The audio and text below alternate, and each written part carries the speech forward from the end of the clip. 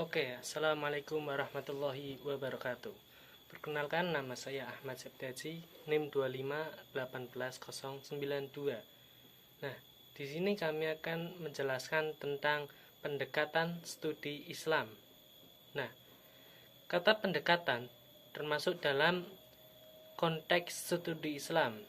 Pada umumnya, secara bahasa dinamakan dengan madkhal dalam bahasa Arab dan approach dalam bahasa Inggris. Kemudian ada pula istilah lain yang tujuannya hampir sama pula dengan pendekatan, yaitu theoretical framework, conceptual framework, perspective, point of view, dan paradigma. Secara istilah, Islam adalah agama samawi yang disampaikan melalui para Rasulullah, khususnya Rasulullah Muhammad SAW, untuk menjadi pedoman hidup bagi manusia. Nah, jadi dapat disimpulkan bahwa pendekatan studi Islam adalah cara kerja untuk memudahkan manusia dalam memahami dan mendalami Islam secara tertentu agar tidak terjadi kegagalan. Kemudian apa sih macam-macam pendekatan studi Islam?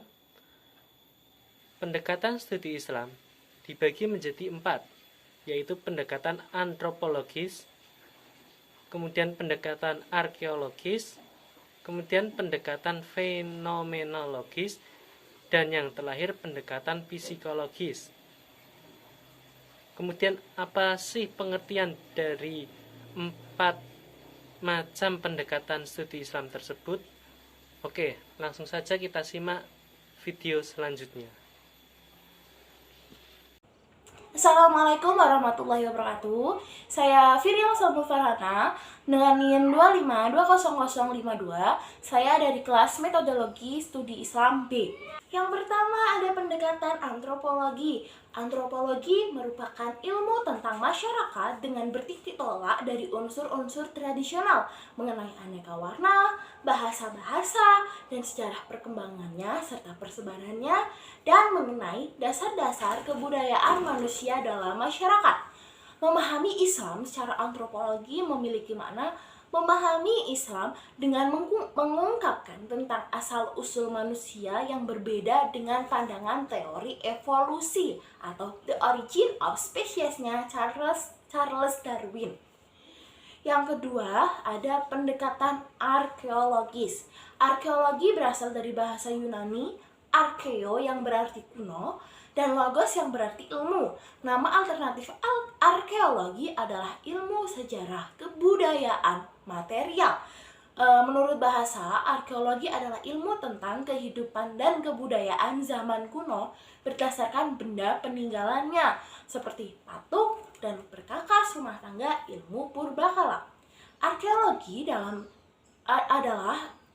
adalah ilmu yang mempelajari kebudayaan tentang manusia di masa lalu melalui kajian sistematis atas data bendawi yang ditinggalkan.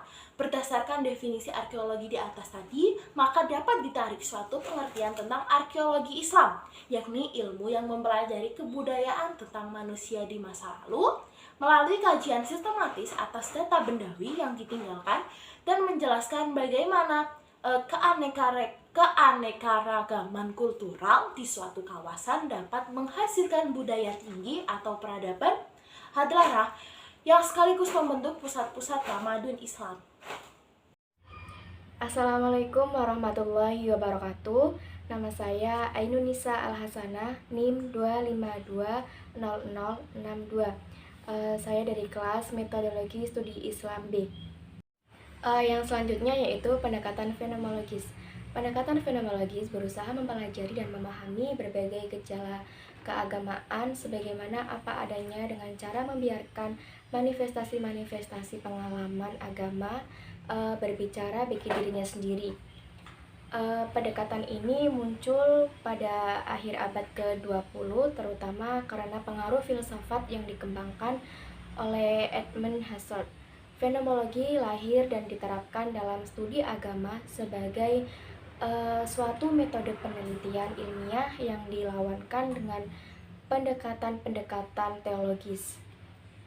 Pendekatan fenomenologi dapat diartikan sebagai upaya-upaya yang dilakukan untuk melahirkan suatu kedisiplinan tersendiri yang bersifat objektif dalam kajian agama yang disertai dengan metodologi tersendiri pula.